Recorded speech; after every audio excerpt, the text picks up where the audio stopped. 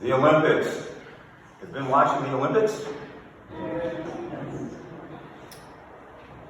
Those of you that have seen me before, you know that my day job over most of these years has been as a swimming coach, the head swimming coach at Lemoyne College in Syracuse. And seeing the Olympics made me think of my own swimming championship, my own conference championship, where we try to take the most elite people in our program, get them to score the most points they can, and set the most records they can, so that we can celebrate victory, beat those other teams.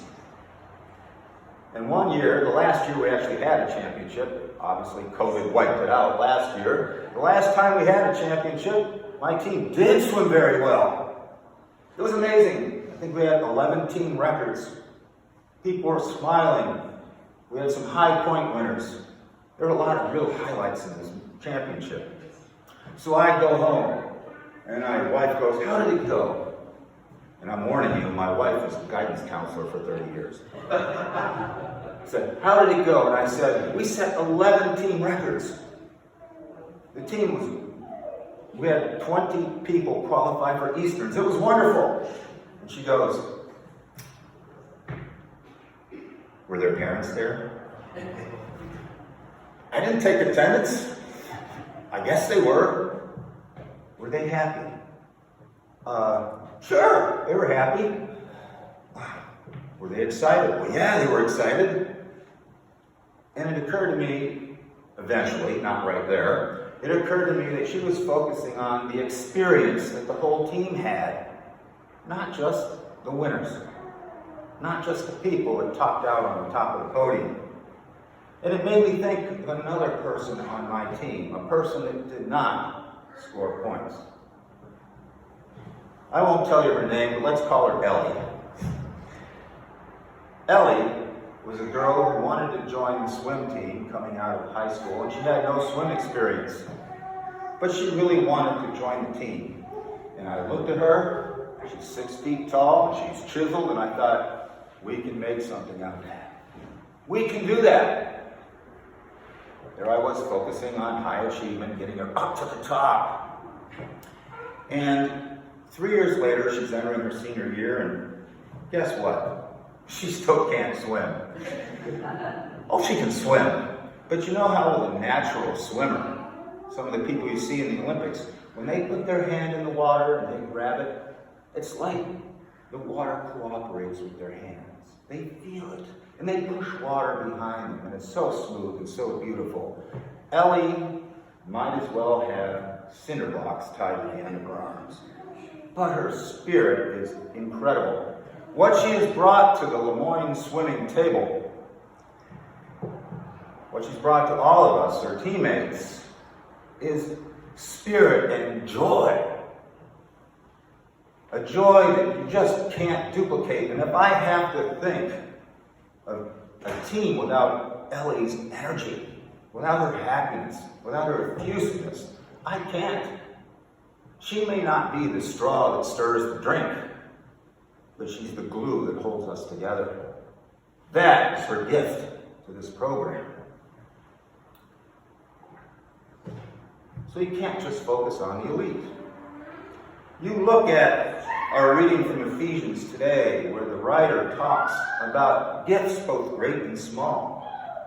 He's speaking of gifts to the young church, because back then it was not a fully formed St. Mark's Episcopal Church, and churches like it back then. It was the Jesus movement, a lot of house churches, so forth.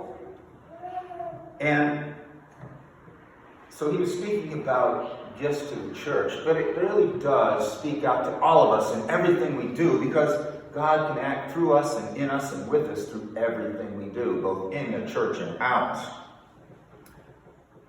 Every aspect of our lives, the body of Christ in the world. So, in Jesus' writing, or in Jesus' ministry, in the writings of Paul, the writers influenced by Paul, we see a lot of warnings there about establishing elites. hierarchies. The letter to the Ephesians and a lot of Pauline letters were written warning churches of establishing hierarchies where people were seen as being better than others, more favored than others. Because if you establish elites, there is a danger of crossing that unseen boundary and becoming elitist. Elitist.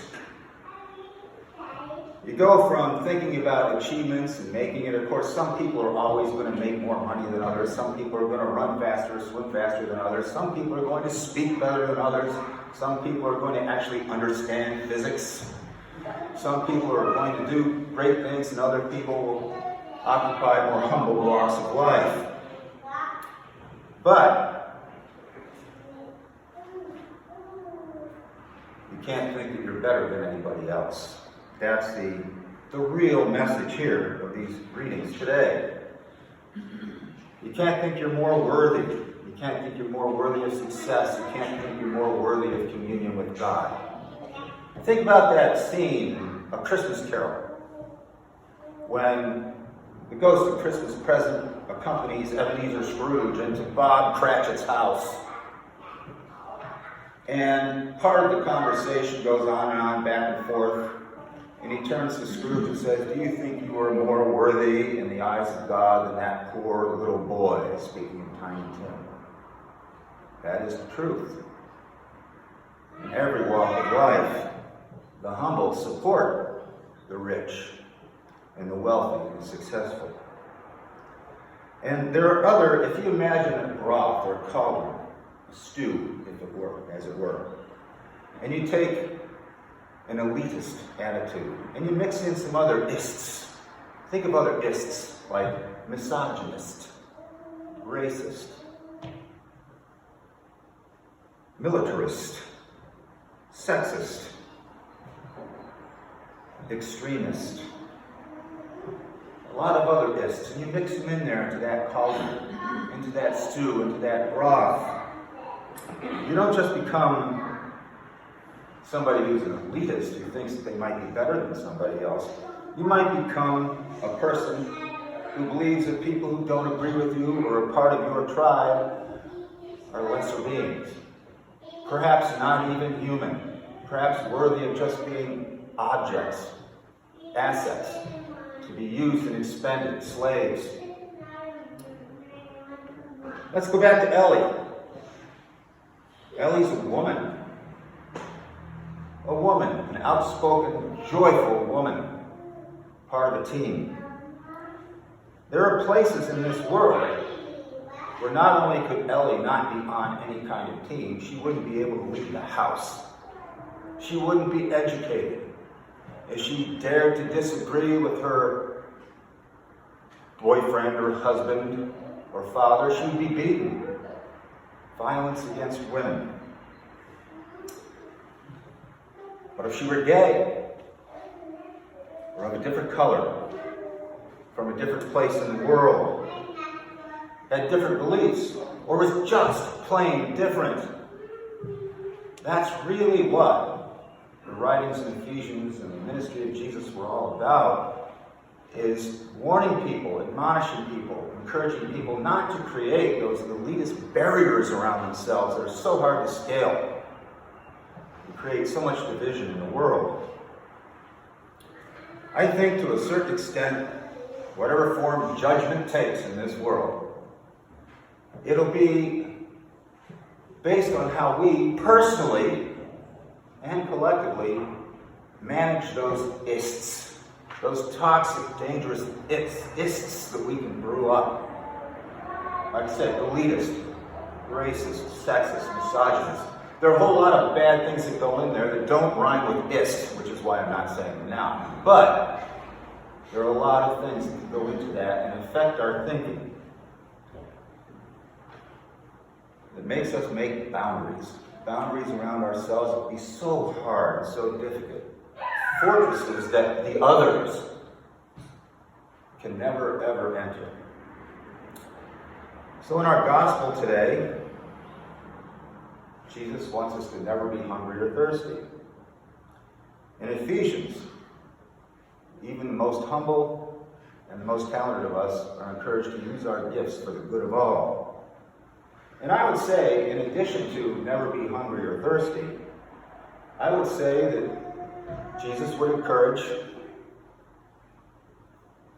that everybody can also vote. Everybody can go to school. Everybody can worship the way they want to, in the fashion they want to. Everybody can live in safety.